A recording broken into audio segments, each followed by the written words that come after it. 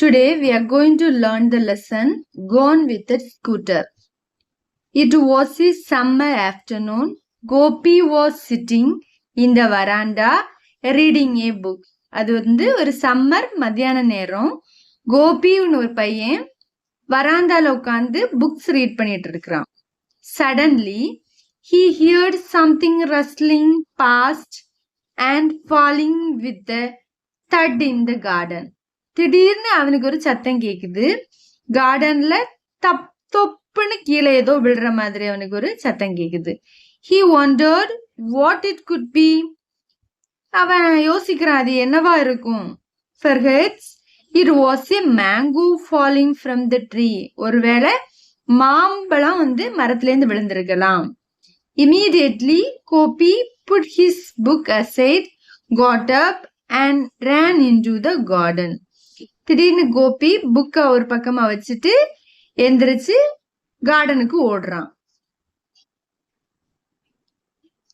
He searched in between the thick grass near the garden fence. அவன் அந்த புல்லுக்கு இடையில எல்லாம் தேடுறான், கார்டன் ஃபென்ஸுக்கு பக்கத்துல எல்லாம் தேடுறான். But he found nothing. அவனுக்கு எதுவுமே கிடைக்கல. He looked among the bushes. அந்த புதருக்கு இடையில எல்லாம் தேடுறான். அங்கேயுமே nothing was there again. அங்கேயுமே எதையுமே காணும். Then his eyes fell on a heap of dry leaves. அங்க அவனோட கண்ணு எங்க போகுதுன்னா காஞ்ச இலைகளுக்கு இடையில போகுது. There was a white ball on the heap. அப்போ அந்த சருகுக்கு இடையில ஒரு white ball இருக்குது. Gopi reached out and took the ball in his hands. அவன் அங்க ஓடி போய் அந்த பாலை கையில எடுக்கிறான். It was a hockey ball. அது hockey ball. Gopi wondered whose ball could this be? அவன் யோசிக்கிறான் இது யாரோட பாலா இருக்கும். He looked around. சுத்துமுத்தும் பார்க்கறான். And peeped outside the gate but could see no one. வெளியெல்லாம் outside கேட்டுக்கு வெளியெல்லாம் பார்க்கறான். ஆனா அவனால யாரையுமே பார்க்க முடியல. Just then he heard his mother calling. அப்பதான் அவனுக்கு அவன் அம்மா கூப்பிடுற சத்தம் கேக்குது. Gopi, what are you doing out in the garden? வெளியே நீ என்ன பண்ணிட்டு இருக்க கார்டன் வெளியில? It is very hot, come inside. வெளியே ரொம்ப சூடா இருக்கு, நீ உள்ளவா. Gopi went inside and drank a glass of water. Gopi உள்ள போய் ஒரு கப் தண்ணி குடிக்கிறான். He lie down on the mat and said to himself. அவன் படத்திலே பாயிலே படுத்துக்கிட்டு சொல்றான், அவனே சொல்றான், I can't keep this ball for myself. I will ask around. நான் இந்த பாலை நானே வச்சிருக்க கூடாது, நான் யாருக்கிட்டையாவது கேட்கணும். In the evening, Gopi went to the nearby playground where all his friends regularly gathered to play hockey. அன்னைக்கு ஈவினிங் கோபி எப்பவுமே ஃப்ரெண்ட்ஸ் எல்லாம் சேர்ந்து ரெகுலரா விளையாடுற இடத்துக்கு போறான். ஹாக்கி, அவங்க எல்லாருமே ஹாக்கி விளையாடுவாங்க, அந்த இடத்துக்கு போறான். Friends, this afternoon I found a ball. Did any of you lost your ball recently? Friends கிட்ட சொல்றான், நான் இன்னைக்கு ஆஃப்டர்நூன் ஒரு பாலை கண்டுபிடிச்சேன். நீங்க யாராவது ரீசெண்டா பாலை தொலைச்சிங்களான்னு ஃப்ரெண்ட்ஸ் கிட்ட கேக்குறான். Manoj said, I lost a ball 4 months ago.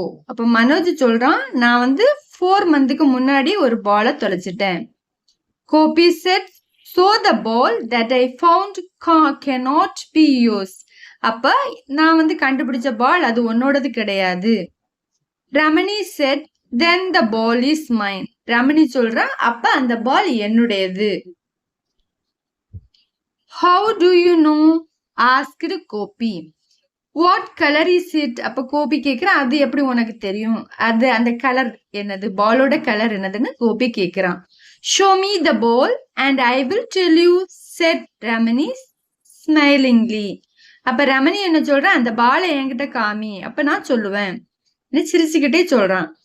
Another friend Deepak boasted that his father had bought him a brand new football the previous day.